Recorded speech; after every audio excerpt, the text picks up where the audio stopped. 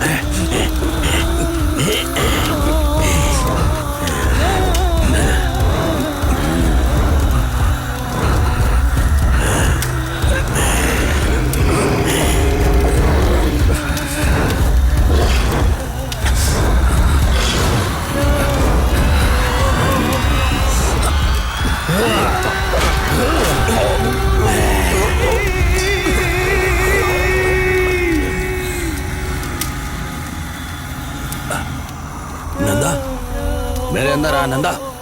नंदा, नंदा। क्या हुआ?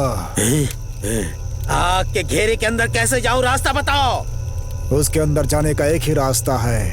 जल्दी बताओ। किसी के शरीर में घुसकर उस आग के घेरे में तुम आसानी से प्रवेश कर सकते हो।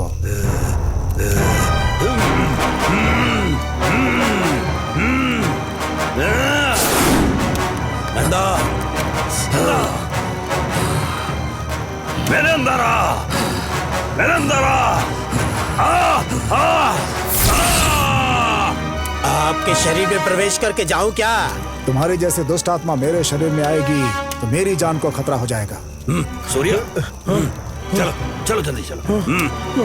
तुम किसी और को देखो, जाओ जल्दी।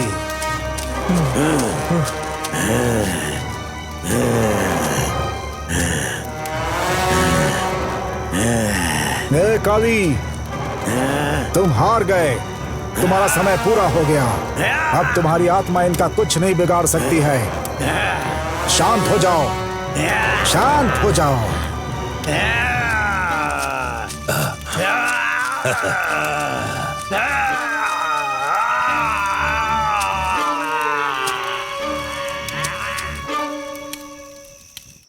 जल्दी आइए, जल्दी कीजिए, ब्रह्म मुहूर्त निकला जा रहा है। आइए।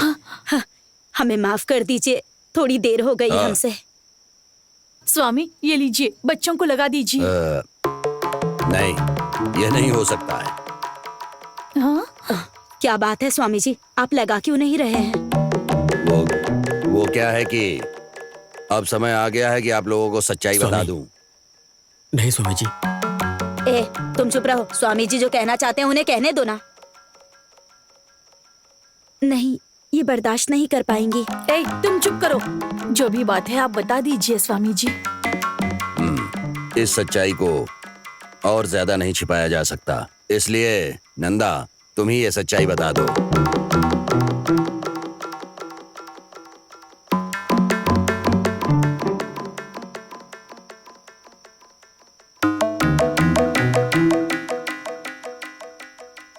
मैं नंदिनी के फोन का इंतजार कर रहा था, लेकिन उसका कोई फोन नहीं आया। इतने में पिताजी ने मुझे शहर जाने के लिए मजबूर किया और मैं निकल गया। फिर उसके बाद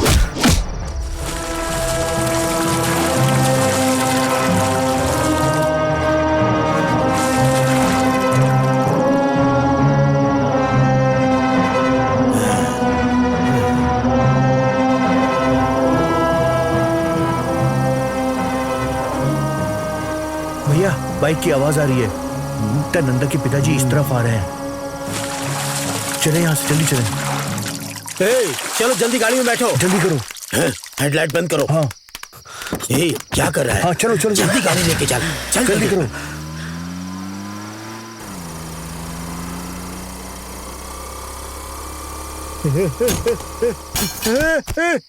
काली, अरे अरे, कहाँ हो तुम? तुम्हारा मोबाइल भी स्विच ऑफ हो गया है।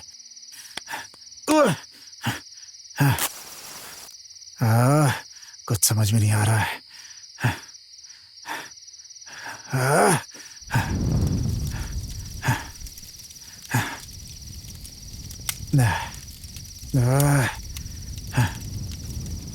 अब क्या करें?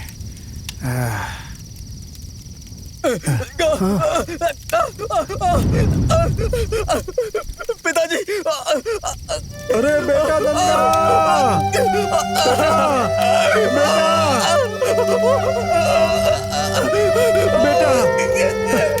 बेटा अरे बेटा नंदा, मैंने खुद ही तुम्हें जला दिया नंदा। मैं तुम्हें अपनी जान से ज्यादा प्यार करता था, लेकिन आज मैंने खुद ही तुम्हें जला दिया। अब मैं तुम्हारी माँ को क्या जवाब दूंगा बेटा? अपने हाथों से तुम्हें जला दिया। हे भगवान, क्या कर दिया मैंने? अरे मुझसे ये कौन सा अपराध हो गया नंदा?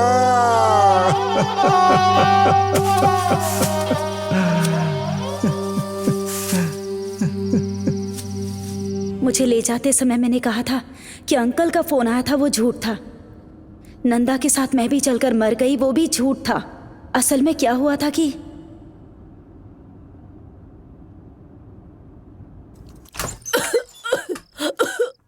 दादी,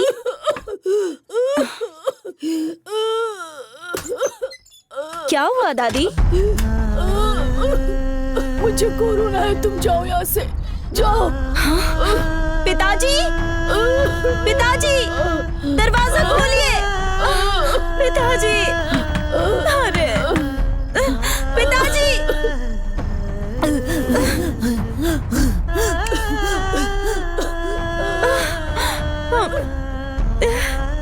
दादी, दादी मर गई। पिताजी, आप यही चाहते थे ना कि मैं भी मर जाऊं? बचपन से आपने मेरी सारी इच्छाएं पूरी की है। मैं आपकी ये इच्छा पूरी करूंगी, आप खुश रहिए।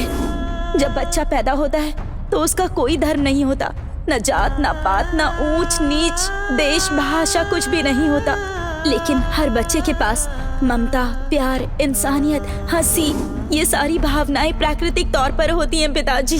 ये प्यार मुझे प्रकृति से मिला है पिताजी, पर इसे जात, पात, धर्म और रंग जैसे भेदों में हम लोगों ने बांट दिया है। ये हमारे लिए श्राप बन गया है पिताजी। इस जात, पात, धर्म के जहर को दिल से निकालकर सारे जीवों के साथ प्यार से रहिए।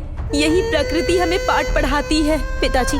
जैसे भूख और प्यास प्रकृति के रूप में सबको लगती है, वैसे ही प्यार भी सबके अंदर होता है। अगर हम प्रकृति से खिलवाड़ करेंगे तो हमें नष्ट कर देगी प्रकृति पिताजी। इस मुसीबत के समय जब लाखों लोग अपनी जान गंवा रहे हैं, तब भी आप नहीं समझ रहे हैं। प्लीज पिताजी, जात पात के भेदभाव के कारण मरने वाली मैं आखिरी जान होंगी, ये मेरी इच्छा है।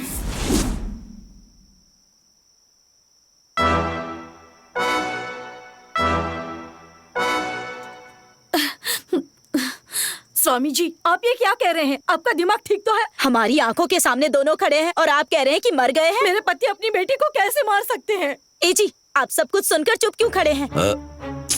माँ, ये जो कह रहे हैं वो सच है।